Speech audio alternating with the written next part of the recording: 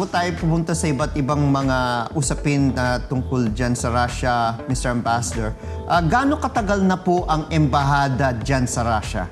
1976 pa ho tayo nag-establish ng relations.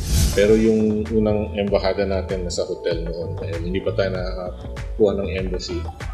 Noong 1978 ho tayo nandito ngayon sa itong building na ito, 1978. Alam natin na, Ambassador, noong 1976, Russia was still known as the Soviet Union. Nagkaroon ba ng pagkakaiba ang patakbo ng ating embahada nung yan ay nasa ilalim ng Soviet Union at ngayon na sila po ay under a new democratic administration? Ang isang malaking pagkakaiba ay lumawak yung freedom of movement po ng lahat ng tao, hindi lang po yung mga diplomats. Noon po talagang yung movement po natin, kahit mga diplomats, may interest yung bayan na ito, yung USSR po sila, na alamin kung anong ginagawa ng mga diplomats, kung sinong kinakausap. So, minsan naman nila, mas malaki yung presence sa labas ng embassy.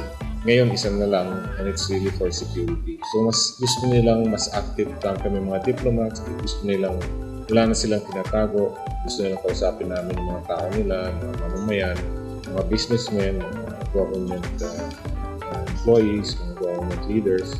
So, mas malawak po. Wala na ho yung dating naiisip ng bawat kilos ay minamanwanan. Wala na ho yung malaya po kami nakakaikot at nakakausap ng mga tao. Tubong Saragosa, Nueva Ecija si Mildred Bernardo, 40 years old. Isa siya sa higit 4,000 mga Pilipinong nakikipagsapalaran sa Russia upang maiahon sa kahirapan ang pamilya. Kung hindi naglilinis ng bahay ng kanyang amo, nagpa-part-time si Mildred bilang isang tagapag-alaga ng bata.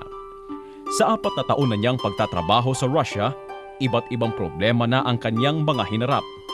Ngunit para sa kanya, ito na ang nakikita niyang paraan upang palaging may maiabot sa pamilya.